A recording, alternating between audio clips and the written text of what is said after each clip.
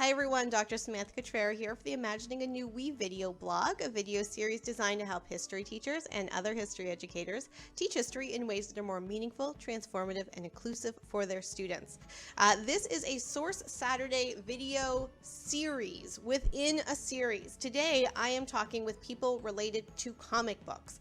The idea of Source Saturday was to introduce teachers and other educators to primary and secondary sources that can challenge the ways we normally teach particular time periods.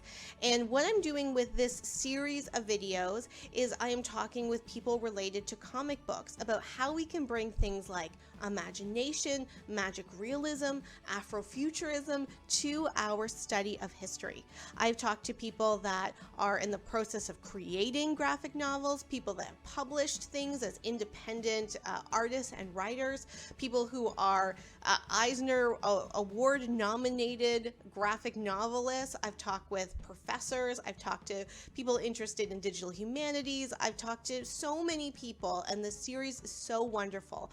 Watch them one by one, or listen to them one-on-one, or watch them independently. But together, they really demonstrate the richness of teaching and learning history when we bring in space for art and imagination and interpretation.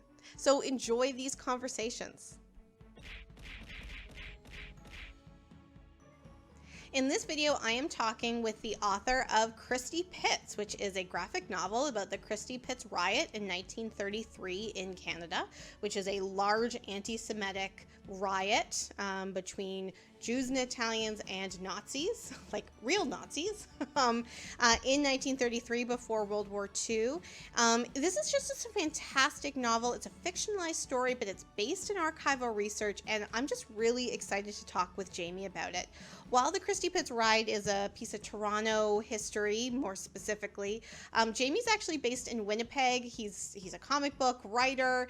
He does stuff related to history and politics and comics. And then when he's not doing comics, he's also a helicopter firefighter, a cage fighter in Alaska, and a mensch, which is a Yiddish word for an all-around great guy. So I'm really looking forward to talking with him today and like seeing what it's like to be an archival researcher, a comic book writer, and a helicopter firefighter, all while being a nice guy. So let's go over to Zoom.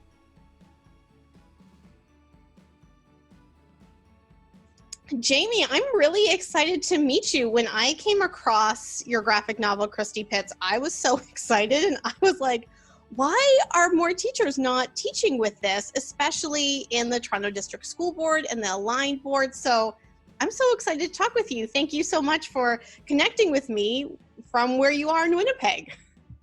Absolutely, Sam. Happy to be here. Excited to get to talk about the book. And I'm sure after this conversation, the Toronto District School Board will be picking it up left, right, and center. Definitely. I have a lot of sway there. It's just like me and their book list. That's it. Before we I'm happy we get to finally make that marriage. Yeah, exactly. It was just me. I was the missing link. Before we begin, do you want to introduce yourself? I told everyone you were a mensch, so you can start with that, but you didn't have to. That's the most important thing. So my name is Jamie Michaels. I'm a comic book writer from Winnipeg, Manitoba, the greatest city in the world, and I'm excited to be here today. That's it? That's all you wanted in your bio? Well, let's not put on airs here. That's right. You are a mensch. So let's dive right in. Tell me about Christie Pits. What is this source, and what can we tell me about this source just kind of generally, and I'm going to flip to the ebook version of it. So although the ebook version is not generally available, we are able to talk about it today. So that sounds great. So Christie Pits is the story of Canada's largest race riot, and it tells the story of in 1933 when immigrant Jews and Italians clashed with swastika-wearing Anglo-Canadians at a ballpark, and this racial conflict kind of spoke to anti-Semitism and anti-racial sentiment in the country, and eventually boiled over into a 10,000-person street brawl. And you do say it's entirely fictional, but the actual event is not. That's correct. So the idea is that we're bringing historical fiction to life. So all of the details of the riot are authentic, and we've kind of brought it to life through using fictional characters so readers can relate to this history and experience it through a real affective means. And that's so great, because I think that element of imagination and affect allows us into the story and into the history more. So when you were writing it, and are you the artist, but is Doug the artist and you're the writer? That's correct. So I did the archival research and the script making for the project, and I'm really lucky to work with Doug because he's such an incredible illustrator, and also with a very niche Jewish history. Doug was great to work with, being outside that community. So I could bounce ideas off him and see how they were translating and see if they were too niche. We have a scene, I believe in this chapter, where there's a boxing coach who's wearing a towel around his neck, and it's drawn to be like a tallis, like a Jewish prayer shawl. Mm-hmm. And even the to show that transition from kind of the old country to the new country, and we're expressing our national identity in different ways. And Doug said, that's a brilliant idea. What's a tallis? So it's, right. It's great to have him to see what translates and what doesn't, and you can read a text at multiple levels. So we still included it, but Doug was very great for keeping the text open and accessible to readers from all backgrounds. Yeah, I think that's really great, and something that you can see in the text and see in the script as well. I do love, and that's why I had kind of hovered on this just kind of introduction, because I love how you and Doug were able to kind of introduce, like, these are our points of reference for telling this story, and it's just kind of a really beautiful setup of how, like, this is a work of history, but this is how we've kind of interpreted it. And I really love that I love that way that you've set it up just at that introduction. Thanks so much. I feel the archival origins of the story are so important. So we're drawing on archival photographs from the Ontario Jewish Archives, the Ontario Provincial Archives, the City of Toronto Archives. And a lot of people, when you say archives 3 times in a sentence, they immediately turn off, and that's understandable. So let's make this text accessible, and that even by incorporating this direct material into the background art, we're giving a real feeling of the time. I felt the same was true in terms of parsing all the newspaper. This chapter concludes with newspaper clippings from the Toronto Daily Star covering the atrocities occurring in Nazi Germany in 1933. So this is a great framework to show readers how aware Canadians were at the time of what the Nazi regime stood for, and we're still choosing to wear the swastika. Mm-hmm. You know, so I developed the education and exhibition program at the Archives of Ontario. So while I am not an archivist by training, I love that intersection between art and archives, and that really explicit way of bringing that in is so wonderful here. What are the other things you really wanted to ensure were kind of read through this story or through the images themselves? I think in terms of making a text, I've always been an aficionado for the Mark Twain quote, "History never repeats itself, but it often rhymes." So I think what you draw from this history may be different for every reader, because we don't live in 1933 today, but we can often draw parallels that are brought to light through narrative. So for example, the connection between a racist culture and violence. And that's a transportable lesson that we can teach by using a real context. And do you, are there, I mean, we actually didn't talk about this, but in terms of a racist context, our world is racist, but there's particular elements of racism right now that we're really feeling in fall of 2020. Are there certain things that you look back at the writing or the illustration that you're like, I'm really glad that we did it this way because it highlights an element of this moment that I wouldn't have seen otherwise? Yeah, I would call this text depressingly topical for the world we're living in. Good. And I would love to live in a Canadian society where this is an irrelevant graphic novel and no one has to read it anymore. So I'm hoping for that world. I was quite shocked by this Unite the Right rally. and I saw the images from it, and I saw such emotional intensity on the faces of the young men there. And we actually went back to some frames from Christie Pits, and we redrew individual characters with still frames of those emotional faces. So I don't think that those events are parallels per se, but I think this type of angry, visceral racism has existed across human societies, and appreciating where it goes is an important lesson from the text. You know, this was something I was talking to with another graphic artist about, that you can see things with this type of format. You're able to pull out things that you can't necessarily see in an archival document, especially a textual one. So like, yes, the expression on the faces you might be able to see in a photograph, but putting it together in a story is so powerful. Did you feel that sense of like power and responsibility when you were putting it together? I think responsibility is a key word here, in the sense that I'm a member of the Jewish community, and this is the history of my people in Canada. When I was a teenager, I attended a ball game in Winnipeg, Manitoba, and an opposing group of fans yelled that we were dirty Jews, and a fist fight broke out. So I'm curious as to how far away we are from these ideas. So based on my personal history and my family history, I felt an immense responsibility to, one, do this history justice, but also capture it in a way that youth especially could relate to it. And so, you know, I was talking to a few people that have done historical graphic novels with real people, and like the other element of responsibility there, because you were able to be more imaginative with the characters. Were there like attributes of characters that you wanted to bring in there? Like you said, like you wanted youth, for example. I'm just trying to show like a page. Okay, well, I mean, the artwork is great. I'm sorry that my lighting isn't. I know you're saying that you wanted to be relatable. Were there attributes of like the characters that you really wanted to bring to this exploration of history? I think that two character traits were important for me. One, to show the diversity of a community. You've got a great saying, if you have two Jews in a room, you're going to have three opinions. So I wanted to have that depth of character spread across the characters I use in the graphic novel. So not every Jew agreed on the approach to violence or the approach to confronting anti-Semitism in 1933.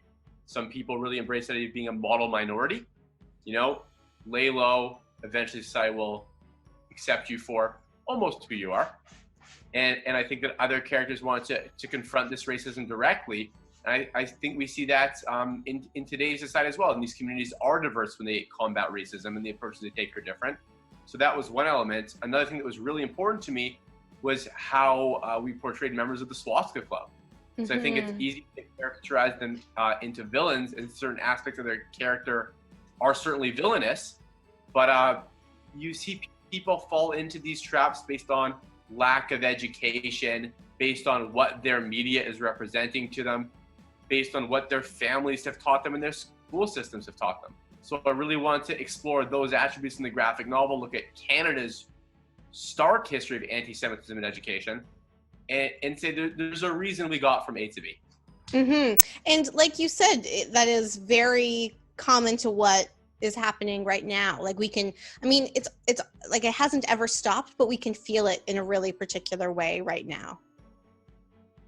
Yeah, I think the air is electrically charged, and I have deep concerns for the present we're living in. And I think a big way to address those concerns is by the teaching of history. And so if you were going to do a historical graphic novel like this one, and you hadn't come up with a comic book before, you didn't know where to start, or you felt really intimidated with the idea that you could bring archival documents to life in this way, like what advice would you give like a young person in terms of your experience in doing something like this? And actually, before you answer that question, which is a great question, how long did it take you to do the whole graphic novel? Like how long was the process? So this took me about 3.5 years. And I think that responsibility really echoed in terms of the diligence of the archival research, Also trying to reach out. I did some firsthand interviews with people that had actually been at the Christie Pits riots, which was very important to the process and is a unique opportunity. And also reaching out to other historians to kind of get their take on my take. And they don't have to line up, but I think that peer collegial review is important. And to make sure the facts are accurate. Framing can differ, but we have to agree on the facts. And did you know that you were going to do a graphic novel like this when you were in the archives, like the first time? So I'm a graphic novelist by trade, but I think every story has the correct medium to tell it. And as I continue with the research, I could already see this would be a graphic novel in the sense that that's how my imagination works. And I would give that same advice to your last question, which was a great one. It was. About, absolutely. People around here are already talking about it, Samantha. The next buzzing. So I think that one, treat, if you want to work in a historical context, treat the history with diligence and respect, and then do it. Please do it. The first draft of Christie Pits was not the last draft of Christie Pits, but you have to make that first draft. Get out there, take the risk, get a little dirty. As a writer working with an artist, were there elements that you didn't think you would need to write a script for until you saw like certain things and then were like, oh, I want to bring out this element a little bit more? Like, I think the relationship between an artist and a graphic novel writer is so interesting, that collaboration. Yeah, it's absolutely a marriage. Yeah. And I was very lucky to work with Doug. He's an incredible illustrator, and he really had a respect for the history, and he had a very astute second set of eyes for what was working and what wasn't working. So in that sense, I was the neurotic archival point person for the project. And then, oh, this is great. I want to work this into background art. But also, do we have any image references for this? I want to work this in as well. So kind of that back and forth made the project stronger. Yeah, that's so cool. And I don't think this is true, but you can correct me if I'm wrong. Do you have a place where all these archival materials are referenced online for teachers to like direct students to after they all buy this book and read it? Well, definitely we're first working on stocking up for this landslide of new sales. Yeah. But we include some archival material with corresponding archival information in the graphic novel in the following pages. We're actually looking at a reprint right now, including more of that by popular demand, but there's no corresponding digital platform at present. Yeah, I mean, there definitely could be, because the archives that you mentioned, that's just your works cited, the archives that you mentioned do have a lot of collections online. And as I'm saying this, I'm just like, oh, I think I'm creating more work for both you and me. But we could actually kind of merge those things and pull out a couple things and like link them to this video and the little website that I have that aligns with the video too, because I think it's cool to make those connections as much as we can. Absolutely, draw the link. I really also feel strongly that if you want to get a read of a time period, especially at this portion of history, the newspapers are invaluable. Yeah. Because it kind of puts the shoes of a reader of the day. And that's really what I did when I was working on a chapter, is I would get the two major papers, the Toronto Daily Star and the Telegraph, and I would read through them before I wrote that chapter for that month in the book. You know, I just did a video with someone where we were looking at newspapers from like 100 years before this, so like 1834. And, you know, I was saying like newspapers that aren't right now are so text heavy in comparison to what we are used to reading right now, right? Like things on your phone, it did not, you know, they look very different in comparison to these larger newspapers. But it was such an interesting conversation to say, like, if you just spend some time even just looking at the headlines, you do see, just like you were saying, you do see the things that people were caring about on a really big picture kind of way. So that's really cool that you like spent some time with the people in this period by reading the newspapers. Yeah, it gives you a feel of the priority of the day.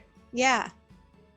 So if somebody So how does this book challenge our normal teaching of this kind of pre-war or interwar period? And even if people already teach Christie Pits, riots, like how does this book challenge us? How does this book push us in different directions? I think history is always being remediated from the lens of the present. Mm-hmm. And I think this history especially is relevant because it challenges this preconception of Canada now as a multicultural nation was always how we functioned. Mm-hmm. I think we kind of have this teleological impression of Canada, and that we've always been this just society, when in fact we're not now, and certainly we're not then. And I think that's the importance of endeavors like the Truth and Reconciliation Commission. But in a small way, in a footnote of Canada's immigration history, Christie Pits is so relevant. We're a country that is comprised of immigrants and of settlers, and yet we have despised immigration for most of our history as a country. Mm-hmm. So I think Christie Pits shines a light on that paradox and shows us the horrible cost of, if you disenfranchise a people, there will be a reaction to that, and that reaction will often be physical. Mm-hmm. I think it also helps us recognize like the faces of history too, like to be able to bring in this history, not just as an example of, oh, this happened, but like, what are the mechanisms that individuals, but also systems did to try to prevent immigration or immigrants from being in the spaces, right? Like it really draws that history for us with a face, with a personality, which I think is just really great. Yeah, not only what does being a second-class citizen look like, but what does it feel like? Yeah. Well, I mean, it was really great to talk with you, Jamie. It was an absolute It was so great pleasure. to read this. I wish we lived in times where this text was more irrelevant, but if it has to be relevant, I'm glad we got to discuss it together. Yeah, and again, I think it's really awesome to be able to have a lot of different ways into history, and being able to bring in imagination, archives, graphics, and text, I think is this beautiful marriage, a really beautiful marriage for young people in particular, to see themselves and feel themselves in history. And I'm really glad I came across this book on just some random Google search, but it will be headline news like the day after this is posted. So don't worry. Twitter controversy. I can't wait. Yeah. Thanks so much, Jamie. This was great. Thank you for having me. Bye. Bye-bye.